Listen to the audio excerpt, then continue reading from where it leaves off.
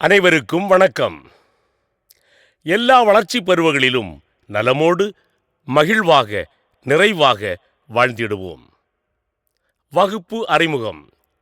யாருக்கு தான் நலமோடு மகிழ்வாக அமைதியாக நிறைவாக இவ்வுலகில் வாழ்ந்திட ஆசையில்லை? ஆசைப்படாத மனிதரே இருக்க முடியாது.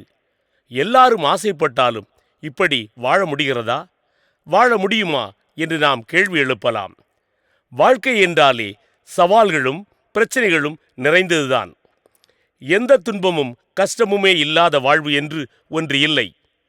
வாழ்க்கையில் தடைகளும் சிக்கல்களும் வந்தாலும் இவற்றையும் தாண்டி நாம் நலமோடு மகிழ்வான அமைதியான நிறைவான வாழ்வை வாழ்ந்திட முடியும். இதற்கு சிக்கல்களையும் சிரமங்களையும் மறுக்க வேண்டியதில்லை. வாழ்க்கையின் யதார்த்த சூழ்நிலைகளை கண்டு பயப்பட வேண்டியதில்லை. நாம் அனைவரும் விரும்பும் இம்மேலான வாழ்வுக்கான எளிதான வழிமுறைகளை இதமாக எடுத்து கூறுவதே இவ்வகுப்பின் நோக்கம். இயற்கையை பார்ப்போம். கண்களை திறந்து பாருங்கள். அங்கும் இங்கும் எங்கும் பாருங்கள். காண்பதென்ன? எழில் கொட்டும் இனிய இயற்கை காட்சிகள். மேலே பார்த்தால் அருமையான ஆகாயம், கீழே பார்த்தால் இனிமையான பூமி. பகலில் எங்கும் பிரகாசிக்கும் சூரியன், இரவில் வானில் கண் சிமிட்டும் வெண்ணிலா.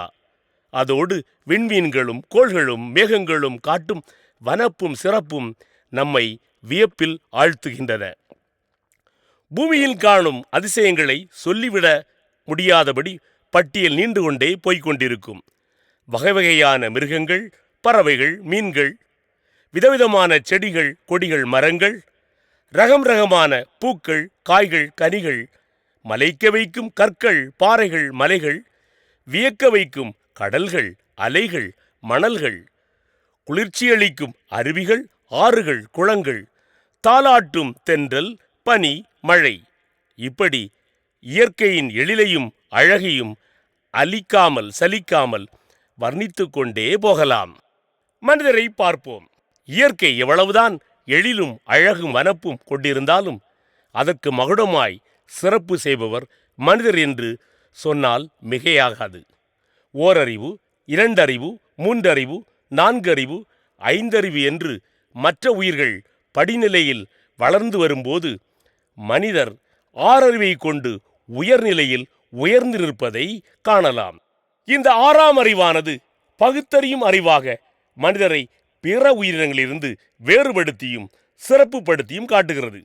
வேறு எல்லா உயிரினங்களும் ஆதி காலத்தில் இருந்தது போலவே இன்றும் இருக்கும்போது மனிதரால் மட்டும் எத்தனை கண்டுபிடிப்புகள், எவ்வளவு உருவாக்குதல்கள், என்னென்ன சாதனைகள், எத்தனையோ கட்டி எழுப்புதல்கள், எவ்வளவோ ஆராய்ச்சிகள், வீடுகள், கல்விக்கூடங்கள், வியாபாரங்கள், தொழிலகங்கள், வாகனங்கள், விமானங்கள், ராக்கெட்டுகள், ரயில்கள், படகுகள், கப்பல்கள், ஆடைகள், ஆபரணங்கள், உணவுகள் என்று பகுத்தறிவால் சாதித்துள்ளவற்றை எழுதி கொண்டே போகலாம்.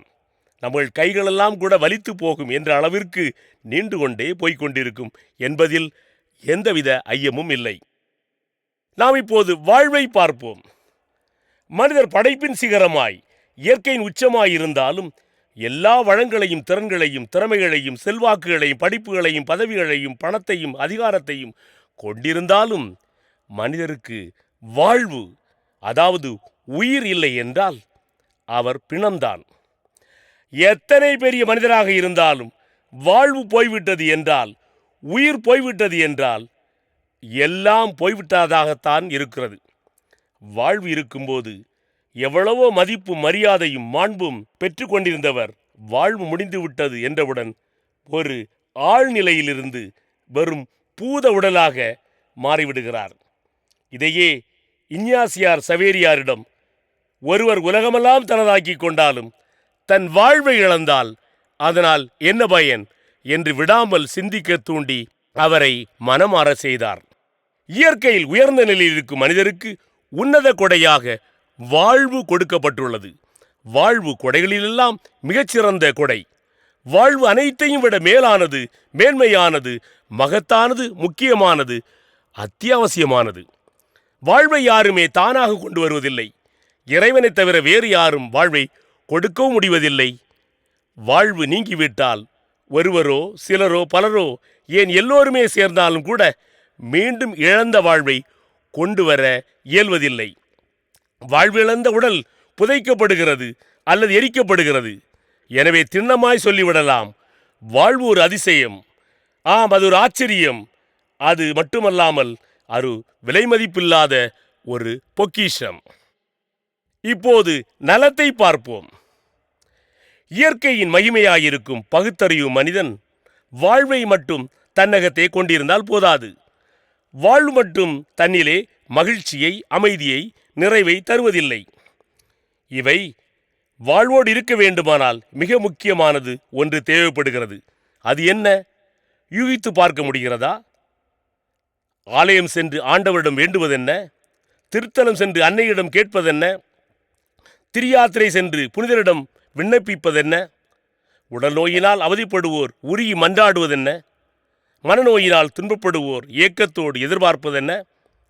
எனக்கும் என் பிள்ளைகளுக்கும் இதை தந்தருளும் என்று எதை கேட்கிறோம்? என் அம்மா, அப்பா, தம்பி, தங்கையருக்கு இதை தந்தருளும் என்று எதை வேண்டுகிறோம்? மேலே கேட்கப்பட்ட எல்லா கேள்விகளுக்கும் பதில் ஒன்றுதான்.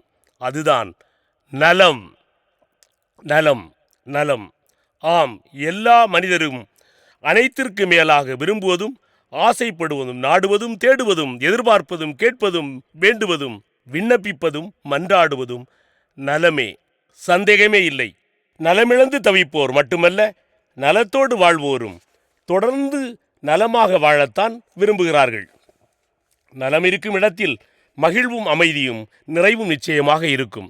எனவேதான் அனைத்திலும் முதன்மையாக நலம் இருக்கிறது, இருந்து வருகிறது, இருந்து கொண்டே இருக்கப் போகின்றது. நலமான வாழ்வுக்கு தடை போடுபவற்றை பார்ப்போம். நலமான வாழ்வு என்பது மகிழ்ச்சியை, அமைதியை, நிறைவை கொண்டது என்று பார்த்தோம். இங்கு இந்த நலமான வாழ்வுக்கு தடையாக பல காரியங்கள் நம் கண்முன் தெரிகின்றன. இவற்றை பாதிப்புகள் என்ற தலைப்பில் நோய்கள், வலிகள், துன்பங்கள், இழப்புகள், பிரச்சனைகள், சிக்கல் என்று ஒன்றன் பின் ஒன்றாக எழுதி கொண்டே போகலாம். யாராவது பாதிப்பை விரும்பி தேடுவார்களா? அதாவது எனக்கு நோய் வரட்டும், வலி வரட்டும், துன்பம் வரட்டும், இழப்பு வரட்டும், பிரச்சனை வரட்டும், சிக்கல் வரட்டும் என்று விரும்பி நாடுவார்களா? யாரும் விரும்பி தேடுவதில்லை, யாரும் விரும்பி நாடுவதில்லை, யாரும் எதிர்பார்த்து காத்திருப்பதும் இல்லை.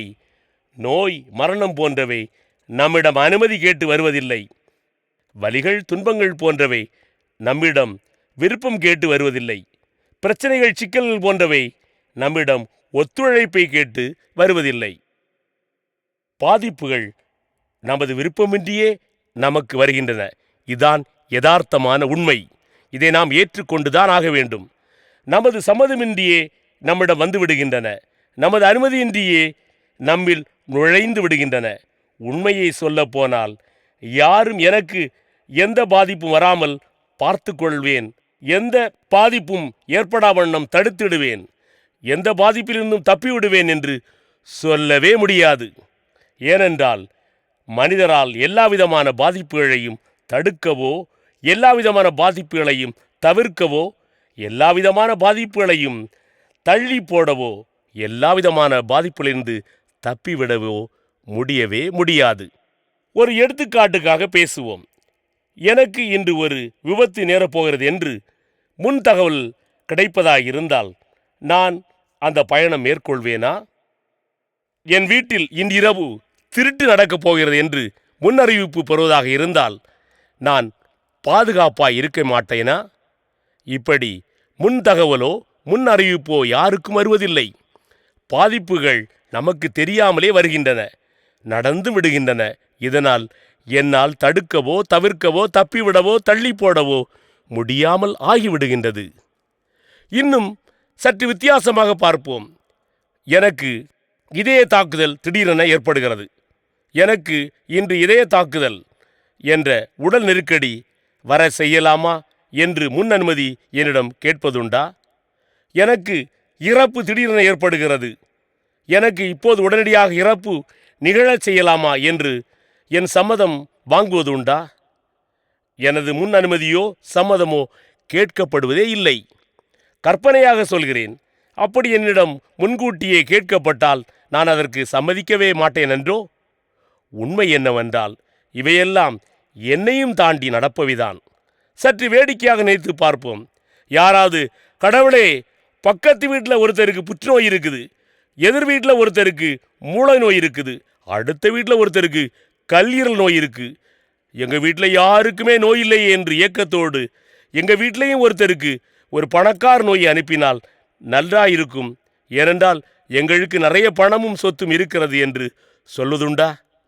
இது நகைச்சுவையாக இருக்கிறது, வேடிக்கையாக இருக்கிறது. இப்படி பேசுவதே பைத்தியக்காரத்தனமாக தென்படலாம். யாருமே இப்படி சொல்ல மாட்டார்கள், கேட்க மாட்டார்கள், விரும்ப மாட்டார்கள், ஆசையும் படமாட்டார்கள். பாதிப்புகள். நலமான தனிப்பட்ட குடும்ப சமூக வாழ்வுக்கு தடையாக இருப்பவைகளை 6 பிரிவுகளில் வரிசைப்படுத்தலாம். இந்த தடைகளே பாதிப்புகளாக அமைந்து விடுகின்றன. இப்போது ஒவ்வொரு பிரிவாக சற்று விரிவாக பார்ப்போம். உடல்நல பாதிப்புகள். உடல்நல பாதிப்பு என்று சொல்லும்போது சாதாரண தலைவலி தொடங்கி தீவிரமான புற்றுநோய் வரை வரலாம். உடலில் எந்த பகுதியிலும் ஏற்படலாம். உடல்தான் ஒருவரின் அடிப்படை அமைப்பாக இருப்பதால் இதில் வருகின்ற பாதிப்பானது மனித வாழ்வின் பிற அம்சங்களையும் நிச்சயமாக பாதிக்கும். சுவர் இருந்தால்தான் சித்திரம் வரைய முடியும் என்பது பழமொழி. உடலை வளர்த்தேனே உயிர் வளர்த்தேனே என்பது முதுமொழி. சிலருக்கு பிறப்பிலேயே உடல் பாதிப்பு ஏற்படலாம். சிலருக்கு சிறு வயதிலேயே உடல் பாதிப்பு வரலாம். சிலருக்கு இளமையிலேயே உடல் பாதிப்பு வரலாம். பலருக்கு முதுமையிலேதான் உடல் பாதிப்பு வரும். ஆனால் எல்லோருக்குமே வாழ்நாளில் சில அல்லது பல பாதிப்புகள் வருவதை தவிர்க்க முடியாது. மனித உயிர் பிரிவதையும் தவிர்க்க முடியாது, தடுக்கவும் முடியாது, தள்ளி போட முடியாது. இரண்டாவதாக, உடல்நல பாதிப்புகள். உடல்நல பாதிப்பு என்று கூறும்போது சாதாரண வருத்தம் தொடங்கி தீவிரமான விரக்தி வரையிலும் இதனுள் அடங்கும். தாயின் உதரத்தில் முட்டையும் விந்தும் சந்தித்து மனித உயிர் உருவாகும் போதிலிருந்தே சிறு சிசுவுக்கு தெரியாமலேயே, தாய்க்கும் மற்றவர்களுக்கும் தெரியாமலேயே உள பாதிப்புகள் ஏற்படுவதாக உளவியல் ஆய்வுகள் தெரிவிக்கின்றன. பிறந்ததிலிருந்து இறப்பு வரை விரும்பிய விரும்பாமலோ பலவிதமான நிகழ்வுகள் ஒருவரின் வாழ்வில் நடக்கின்றன. இந்த நிகழ்வுகள் நேர்முக நிகழ்வுகளாக இருந்தால் அவை நேர்முக உணர்வுகளை, அதாவது அன்பு, பாசம், மகிழ்ச்சி இவற்றை உருவாக்குகின்றன. எதிர்மறை நிகழ்வுகளாக இருந்தால் இவை எதிர்மறை உணர்வுகளை, அதாவது வருத்தம், கோபம், வெறுப்பு இவற்றை உருவாக்குகின்றன. எதிர்மறை நிகழ்வுகள் அதிகமாக நடக்க நடக்க எதிர்மறை உணர்வுகள் அதிகமாக உருவெடுக்கின்றன. இந்த எதிர்மறை உணர்வுகள் உளநலத்தை பாதிக்கின்றன. அது மட்டுமல்லாமல் இவை உடல் மற்றும் வாழ்வின் இதர அம்சங்களிலும் பாதிப்புகளை உண்டாக்குகின்றன. இவ்வெதிர்மறை நிகழ்வுகள் மனதில் புதைந்திருக்கும் வரையில் அவை தொடர்ந்து பாதிப்புகளை உருவாக்கி கொண்டே இருக்கும். இப்படி முன்பு கடந்த காலத்தில் நடந்த நிகழ்வுகளால் ஏற்படும் உணர்வுகளும் நிகழ்காலத்தில் பாதித்து கொண்டிருக்கும். அதுபோலவே நிகழ்காலத்தில் இப்போது நடக்கும் நிகழ்வுகளும் எதிர்மறை உணர்வுகளை உருவாக்கி பாதித்து கொண்டிருக்கும். இந்நிகழ்வுகள் இருக்கும் வரை மனநல பாதிப்புகள் தொடர்ந்து இருந்து கொண்டிருக்கும் என்பது மறக்க முடியாத உண்மை. அடுத்ததாக, குடும்ப நல பாதிப்புகள். மனிதர் யாருமே எந்த குடும்பத்தில் பிறக்க வேண்டும் என்று தேர்வு செய்ய முடியாது. மனிதர் யாருமே தனக்கு இவர்கள்தான் பெற்றோராக, அதாவது அம்மா அப்பாவாக இருக்க வேண்டும் என்று முடிவு செய்ய முடியாது. அதுபோலவே மனிதர் யாருமே தனக்கு யார் யார் சகோதரர் சகோதரியாக தன் பெற்றோர் வழியாக பிறக்க வேண்டும் என்று நிர்ணயிக்க முடியாது. இயற்கை நியதிப்படித்தான் நாம் ஒவ்வொருவரும் குடும்பத்தில் பிறக்கிறோம். நம்மீது குடும்பத்தின் தாக்கமானது நமக்கு நினைவு தெரியும் நாட்களுக்கு முன்பே தொடங்கி விடுகிறது.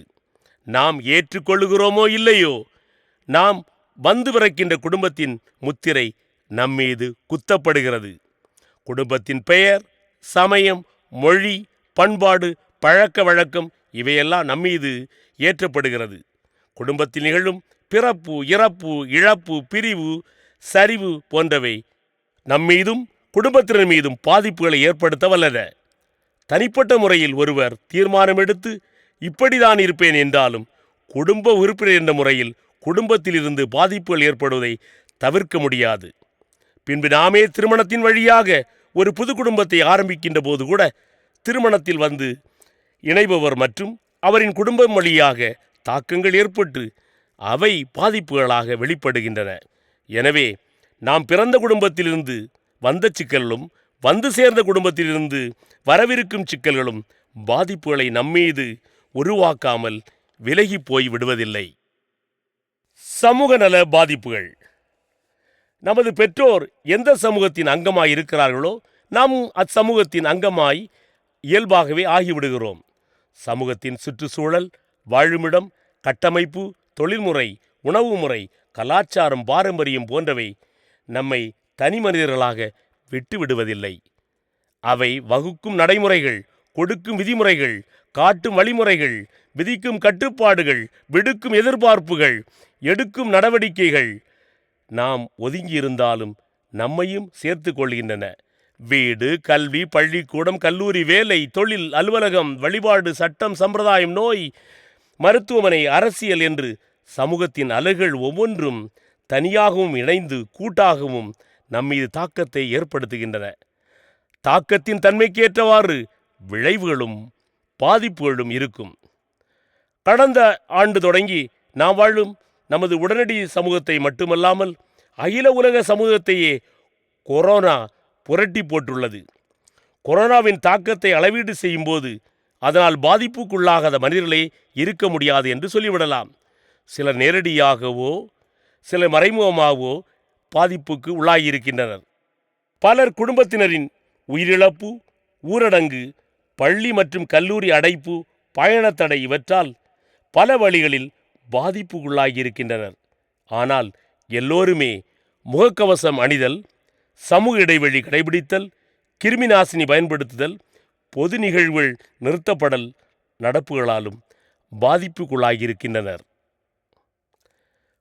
அடுத்ததாக பொருளாதார பாதிப்புகள். பொருளில்லாருக்கு இவ்வுலகம் இல்லை என்று சொல்லப்படுவதை நாம் கேள்விப்பட்டிருக்கிறோம். இயற்கை ஒருவருக்காக, சிலருக்காக, பலருக்காக என்றில்லாமல் எல்லோருக்குமே பொதுவாக கொடுக்கப்பட்டிருக்கிறது. எல்லா உயிர்களும் சொந்தமான பொதுவான நிலம், காடு, மலை, கடல், நீர் என்று வளங்கள் இவையெல்லாம் இங்கு எல்லோருக்கும் பயன்பாட்டுக்கு கிடைப்பதில்லை. ஆரம்பத்தில் பொதுவாக இருந்தவை போக போக மெதுவாக தனியுடைமை ஆகிவிட்டன. இதனால் பல நேரங்களில் பல மனிதர்கள் தங்களின் அடிப்படை தேவைகளாகிய உணவு, உடை, உறைவிடம் இன்றி தவிக்கின்றதை நாம் அறிவோம். இன்றும் தொழில், வேலை, வருமானம், சொத்துக்கள், பணம் போன்ற பொருளாதார காரியங்களில் பெரும் ஏற்றத்தாழ்வுகள் உள்ளன.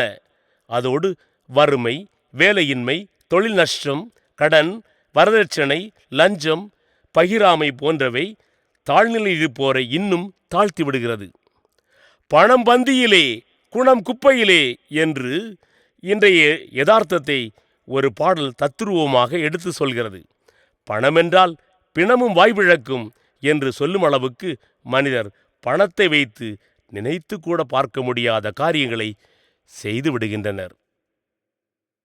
அடுத்ததாக ஆன்மநல பாதிப்புகளை பார்ப்போம்.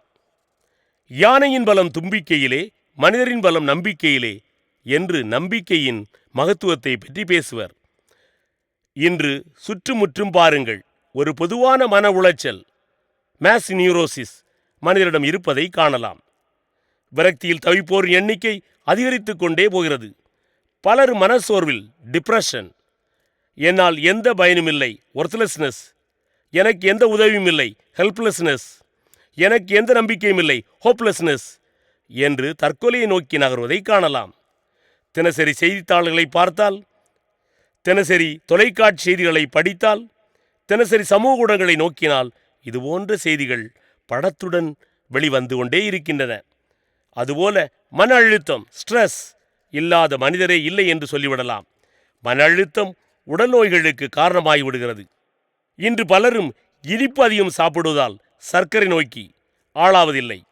ஒருவேளை நாம் அப்படி நினைக்கலாம், நினைத்து கொண்டிருக்கலாம். உண்மையில் நடப்பதென்ன?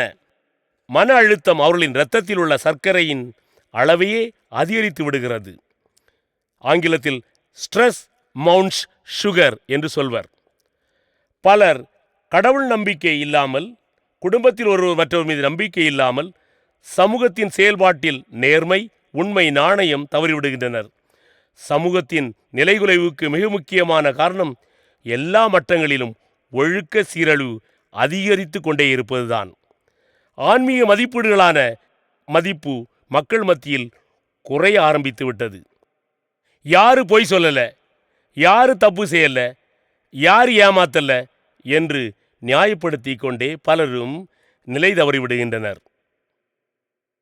பாதிப்பிற்கான காரணங்கள்: மனிதர் இயற்கையை கொடையாக கொண்டிருந்தும், வாழ்வை பரிசாக பெற்றிருந்தும், நலமாக, அதாவது மகிழ்வும் அமைதியும் நிறைவும் கொண்டவராக வாழ்ந்திட வாய்ப்புகள் இருந்தும் இவற்றையெல்லாம் முறையாக பயன்படுத்துவதில்லை. இதற்கு ஏதோ ஒரு சில மனிதர்கள் மட்டுமல்ல காரணம்.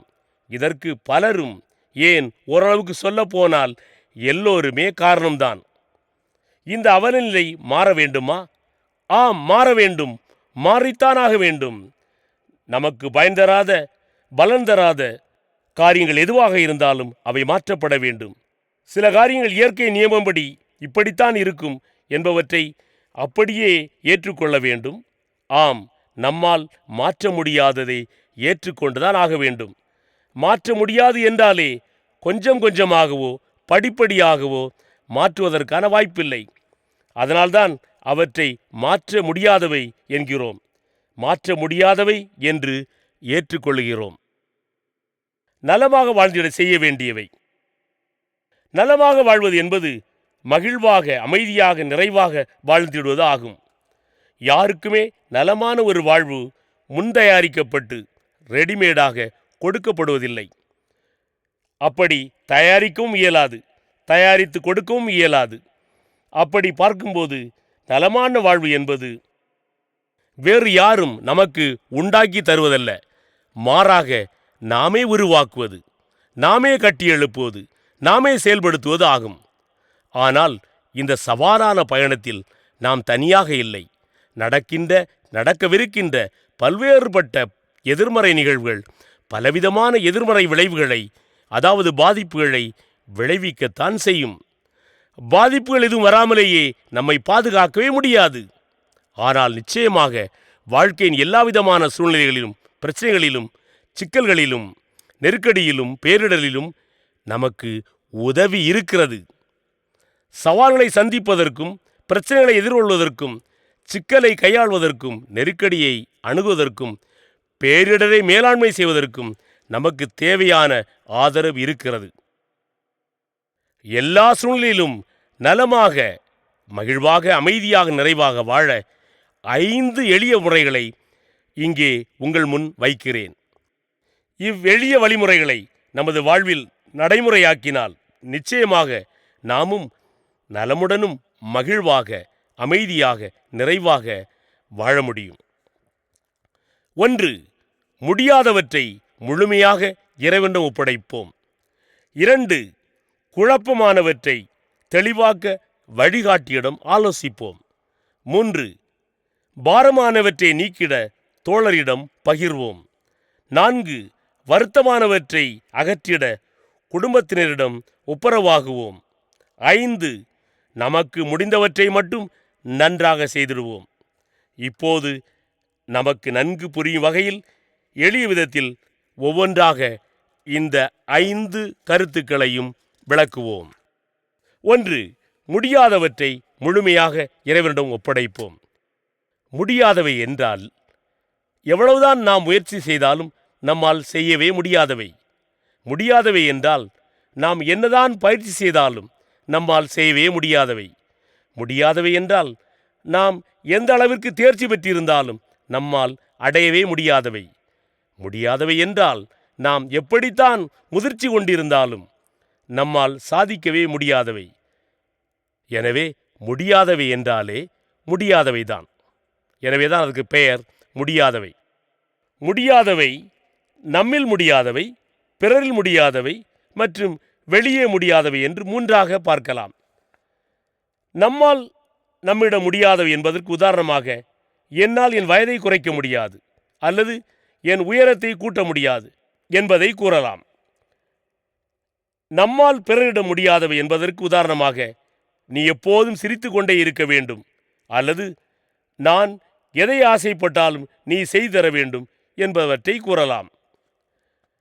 நம்மால் நமக்கு வெளியே முடியாதவை என்பதற்கு உதாரணமாக, கொரோனா யாருக்கு வராமல் பார்த்து கொள்வேன் அல்லது பிரச்சனையே இல்லாத உலகை உருவாக்குவேன் என்பவற்றை கூறலாம். இங்கே கூறப்பட்டது போல எவ்வளவோ காரியங்கள் நம்மால் மாற்ற முடியாது அல்லது செய்து முடிக்க முடியாது என்று இருக்கின்றன. ஒரு காரியத்தை செய்ய முடியவில்லை என்றால் நமக்கு வருத்தம், எரிச்சல், ஆத்திரம், கோபம், வெறுப்பு, விரக்தி என்று பலவிதமான எதிர்மறை உணர்வுகள் அந்த முடியவில்லை என்பதிலிருந்து உருவாகலாம். ஆனால் அதே வேளையில் உண்மையிலேயே என்னால் செய்ய முடியாது, என்னால் மாற்ற முடியாது என்று ஏற்றுக்கொள்ளும் மனப்பக்குவம் வந்துவிட்டால் எதிர்மறை உணர்வுகள் குறைந்திட மற்றும் மறைந்திட நேரிடும்.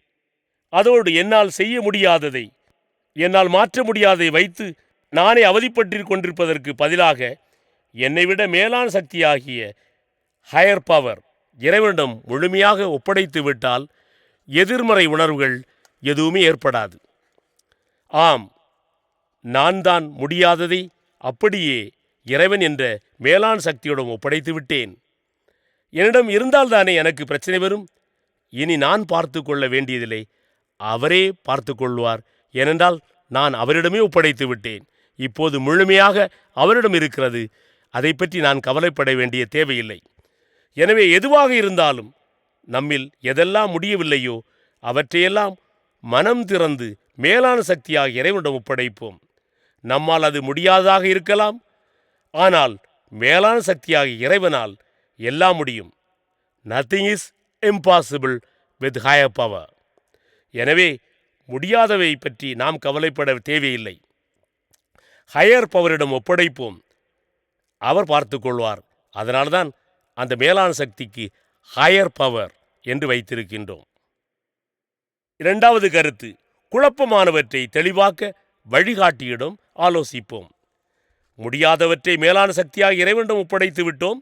அடுத்து நமக்கு வருவது சில காரியங்களை பற்றி, இதை செய்யலாமா செய்யக்கூடாதா என்ற குழப்பம். இந்த குழப்பம் வரும்போது நம்மால் மன அமைதியோடு செயல்பட முடியாது. எனவே குழப்பம் தெளிவாக வேண்டியுள்ளது. நம்மால் தன்னிச்சையாக தெளிவட இயலாது. என்ன செய்வது? ஒரு சில உதாரணங்களை பார்ப்போம். உங்களிடம் ஒருவர் கடன் கேட்கிறார். உங்களிடம் பணம் இல்லை. நீங்கள் கடன் வாங்கி அதை தனக்கு கடனாக தர அவர் கெஞ்சி கேட்கிறார்.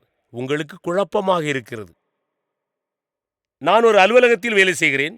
என் நண்பர் என்னை தொடர்பு கொண்டு, நீ அலுவலகத்தின் அந்த முக்கிய கோப்பை ஒரு நகலெடுத்து எனக்கு தா என்று வற்புறுத்துகிறார். குழப்பமாக இருக்கிறது. என்ன செய்யலாம்? இதுவரையில் நீங்கள் மது குடித்ததில்லை. உங்க அப்பா மது குடித்தே கடந்த ஆண்டு இறந்து போயிருக்கிறார். உங்க பள்ளி வகுப்பு தலைவன் நாளைய உல்லாச பயணத்தின் போது வகுப்பினர் அனைவரும் விதிவிலக்கின்றி மது அருந்தியாக வேண்டும் என்று கண்டிப்பாக சொல்லிவிடுகிறான். உங்களுக்கு குழப்பமாக இருக்கிறது. என்ன செய்வீர்கள்? மேற்கூறப்பட்ட குழப்பங்களை சரி பிறகு பார்த்து கொள்ளலாம் அல்லது ஏதாவது சொல்லி சமாளித்து விடலாம் என்று அப்படியே விட்டுவிட முடியாது. அப்படியே விட்டுவிடவும் கூடாது. அப்படியானால் என்ன செய்ய வேண்டும்? குழப்பத்திற்கு சரியான வழிகாட்டுதல் வேண்டும். தெளிவான ஆலோசனை வேண்டும். யாரிடம் பேசினால், கேட்டால் பொருத்தமான நேர்த்தியான வழிகாட்டுதலோ ஆலோசனையோ கிடைக்குமோ அவரை தொடர்பு கொண்டு நமது உண்மையான சிக்கலான சூழ்நிலையை ஒழிவு மறைவின்றி அப்படியே மனம் திறந்து சொல்ல வேண்டும். பின்பு அவர் கொடுக்கின்ற ஆலோசனையை, அவர் கொடுக்கின்ற வழிகாட்டுதலை நமக்கு பொருத்தமானது என்று ஏற்றுக்கொள்ள வேண்டும். அதன் பின்பு நமது தெளிவான பதிலை நம்மிடம் கேட்பவரிடம், நம்மை அணுபவரிடம், நமக்கு குழப்பம் வருவிப்பவரிடம் மனம் திறந்து உறுதியாக, அதாவது ஆங்கிலத்தை சொல்வார்கள் அசர்ட்டிவாக சொல்லிவிட வேண்டும். அப்படி பதிலை கொடுக்கும்போது அவர் நம்மிடம் மீண்டும் கெஞ்சலாம், வற்புறுத்தலாம், மிரட்டலாம். ஆனாலும் நம் பதிலிலேயே நாம் உறுதியாக இருக்க வேண்டும், திண்ணமாக இருக்க வேண்டும், திடமாக இருக்க வேண்டும், தீர்க்கமாக இருக்க வேண்டும். அவர்கள் நமது பதிலை ஏற்றுக்கொள்கிறார்களோ ஏற்றுக்கொள்ளவில்லையோ, நாம் மனம் திறந்து தெளிவான பதிலை தீர்க்கமாக சொல்லும்போது நமது மனக்குழப்பம் தீர்ந்து மனம் அமைதியாகிவிடும். மூன்றாவதாக, பாரமானவற்றை நீக்கிட தோழரிடம் பகிர்வோம். குழப்பமானவற்றை வழிகாட்டியின் உதவியோடு தெளிவாக்கி செயல்படுத்திவிட்டோம்.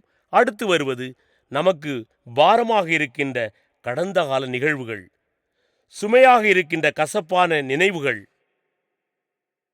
கனமாக இருக்கும் எதிர்மறை அனுபவங்கள். இந்த பாரமான நிகழ்வுகளும் கசப்பான நினைவுகளும் எதிர்மறை அனுபவங்களும் நமது மனதுக்குள்ளேயே கிடக்கும் வரையில் மனம் நிம்மதியை அனுபவிக்க முடியாது. ஒரு பொருள் அழுகி இருக்கும்போது நாற்றம் வரத்தான் செய்யும். நெருப்பு எரிந்து கொண்டிருக்கும் போது புகை வரத்தான் செய்யும். தண்ணீரில் அழுக்கு விழும்போது தண்ணீர் அழுக்காகத்தான் மாறும். எனவே மனபாரம் எப்படி ஏற்படுகிறது? சில உதாரணங்களை பார்ப்போம்.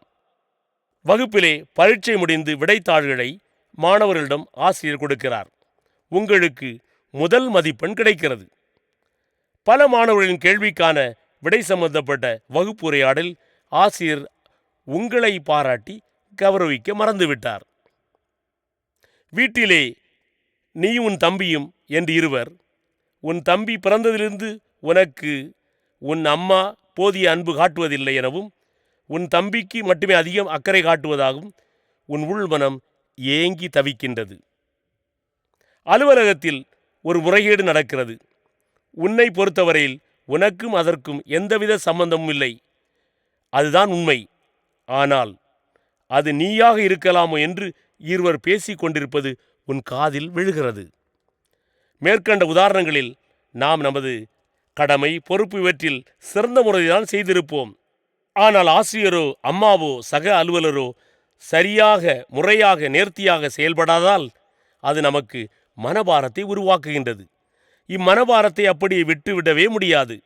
அப்படியே விட்டுவிட்டால் மனபாரம் அதிகரிக்குமே ஒழிய குறைய வாய்ப்பில்லை. என்ன செய்வது?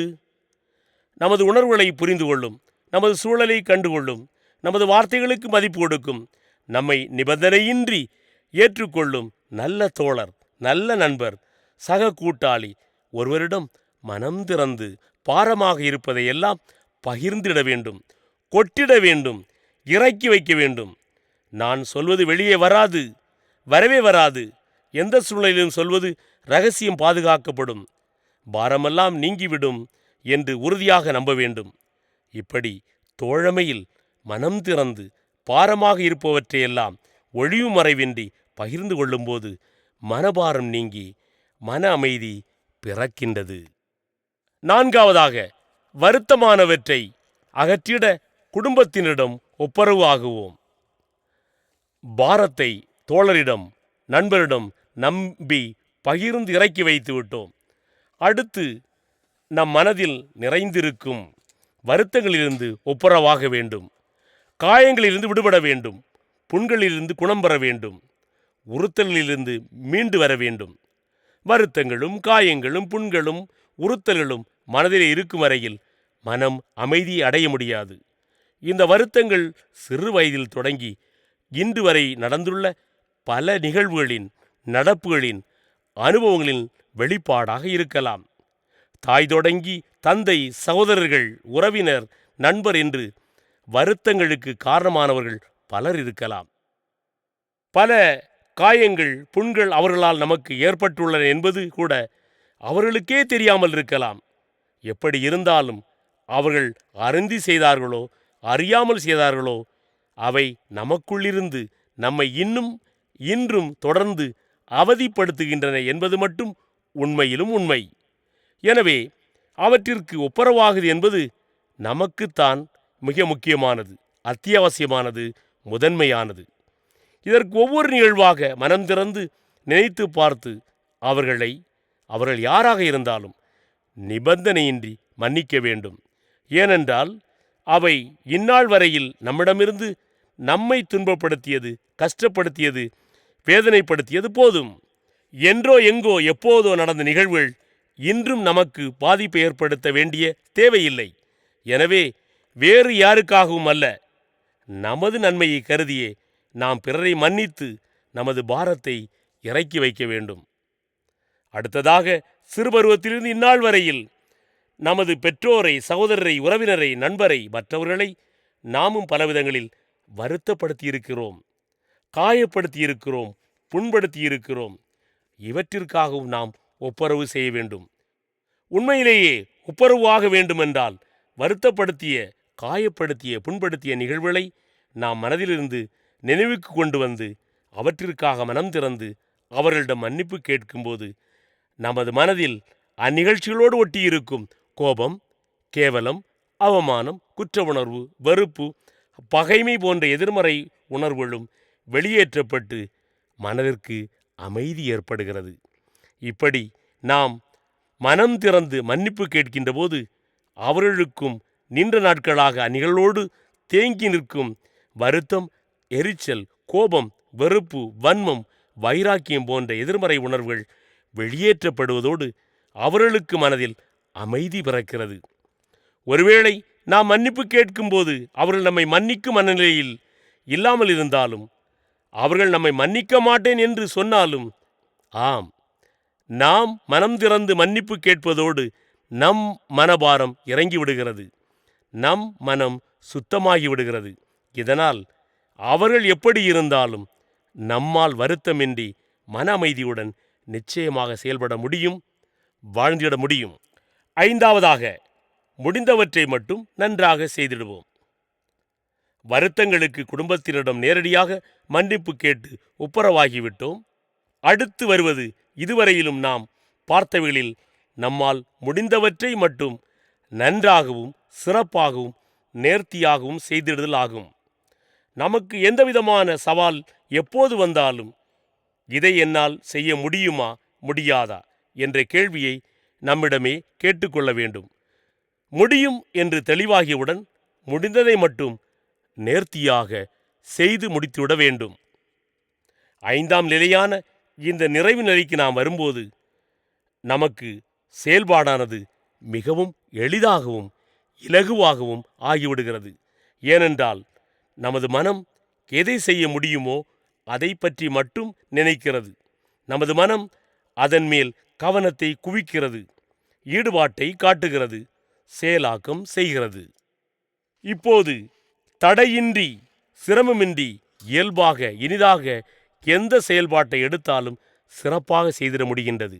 நம் கண்முன்னே தெரிவதெல்லாம் நம்மால் செய்ய முடிந்த, மாற்ற முடிந்த, சாதிக்க முடிந்த, உருவாக்க முடிந்த காரியங்களாக இருப்பதால் அவற்றை செய்ய நினைக்கும் போதும், செய்யும் போதும், செய்து முடிக்கும் போதும் நலமான, இதமான மனநிலையில் நம்மால் இருக்க முடிகிறது.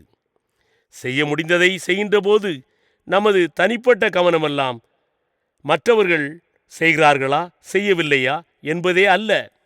செய்ய முடிந்ததை செய்கின்ற போது நமது சிறப்பு கவனமெல்லாம் மற்றவர்கள் பார்க்கிறார்களா, பார்க்கவில்லையா என்பது அல்ல.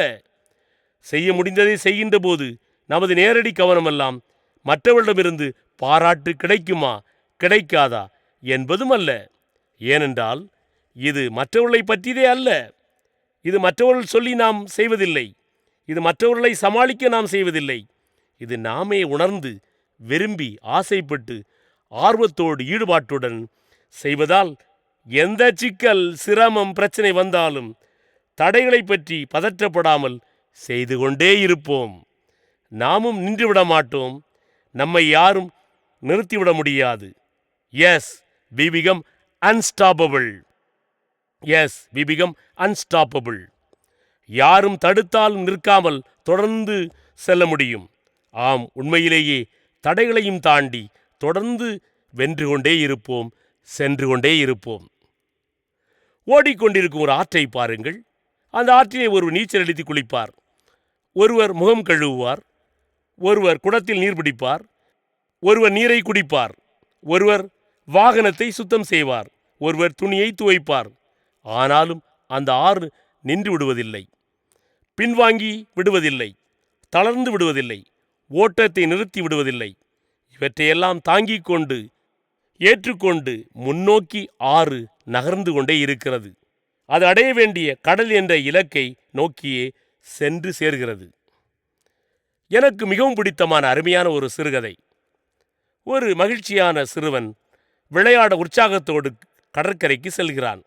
அங்கே அலைகளால் உயிரோடு கரைக்கு தள்ளப்பட்டு வாழ்வுக்காக துடித்து கொண்டிருக்கின்ற லட்சக்கணக்கான நட்சத்திர மீன்களை பார்க்கிறான். பாட்டு பாடிக்கொண்டே ஓடியாடி விளையாடிக் கொண்டே வந்த அந்த சிறுவன் இக்காட்சியைக் கண்டு அதிர்ச்சி அடைகிறான், மலைப்புறுகிறான். என்ன செய்யலாம் என்று யோசிக்கிறான், முடிவெடுக்கிறான். துள்ளி துடித்து உயிருக்காய் போராடி கொண்டிருந்த மீன்களை ஒவ்வொன்றாக எடுத்து கடலுக்குள் தூக்கி போடுகிறான். அவ்வழியாக வந்த பெரியவர், தம்பி என்னப்பா செய்யறா என்று கேட்கிறார். ஐயா பெரியவரே, பாருங்க, இந்த மீன்களெல்லாம் உயிரோடு தான் இருக்கின்றன, அதனால்தான் நான் மீண்டும் கடலில் தூக்கி போடுகிறேன் என்றான். அந்த பெரியவர், தம்பி, லட்சக்கணக்கான மீன்கள் கரையிலே துடிச்சுக்கிட்டு கிடக்குது, நீ எவ்வளவு மீன்களை தான் காப்பாற்றுவா என்று எரிச்சல் அடைகிறார்.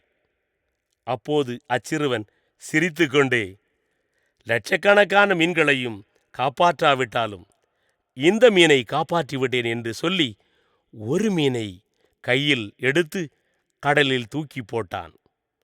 ஒவ்வொன்றாக தூக்கி போட்டு கொண்டே இருந்தான். இதுபோலத்தான் நமது மனநிலையும் இருக்க வேண்டும். செய்ய வேண்டும், செய்து கொண்டிருக்க வேண்டும், செய்து கொண்டே இருக்க வேண்டும். எவ்வளவுதான் செய்ய வேண்டும்? ஆம், இவ்வுலகில் வாழும் வரை செய்து கொண்டே இருக்க வேண்டும். நிறைவாக, அன்புமிக்கவர்களே, இயற்கையில் மனிதர் நாம் நலமான வாழ்வை வாழ்வாங்கு வாழ்ந்திட தடையாக உடல், உள்ளம், குடும்பம், சமூகம், பொருளாதாரம், ஆன்மீகம் சார்ந்த பாதிப்புகள் வந்தாலும் நம்மால் அதையும் தாண்டி மகிழ்ச்சியாக, அமைதியாக, நிறைவாக வாழ்ந்திட முடியும். நமது வாழ்வில் என்ன பாதிப்பு வந்தாலும், எந்த சூழ்நிலை ஏற்பட்டாலும், எந்தவித நெருக்கடி வந்தாலும் அவற்றையெல்லாம் முறையாக அணுகிட வழிமுறைகளை பார்த்தோம். நமது வாழ்வின் எல்லா சூழ்நிலைகளிலும் இந்த எளிய நடைமுறையை செயல்முறைப்படுத்துவோம். ஆம், முடியாதவற்றை முழுமையாக இறைவனாகிய மேலான சக்தியிடம் ஒப்படைப்போம். குழப்பமானவற்றை தெளிவாக்க வழிகாட்டியிடம் ஆலோசிப்போம். பாரமானவற்றை நீக்கிட தோழரிடம் பகிர்வோம். வருத்தமானவற்றை அகற்றிட குடும்பத்தினரிடம் ஒப்புரவாகுவோம். மிக மிக முக்கியமாக, முடிந்தவற்றை நன்றாக, மிக நன்றாக, மிக மிக நன்றாக, மிக மிக மிக மிக நன்றாக செய்வோம். இப்படி திட்டமிட்டு தெளிவுடன் இணைந்து செயல்பட்டு வாழ்வாங்கு வாழ்ந்திடுவோம். இப்படி செய்கின்ற போது எந்த பருவத்தில் இருந்தாலும் எல்லா மனிதருமே மகிழ்வாக, நிறைவாக, அமைதியாக, நலமோடு வாழ முடியும். அப்படி ஒரு நலமான, மகிழ்வான, நிறைவான வாழ்வு வாழ அழைப்பதுதான் இந்த பயிற்சி வகுப்பு. எனவே பங்கெடுத்த உங்கள் அனைவரையும் வாழ்த்துகின்றோம். நன்றி, வணக்கம்.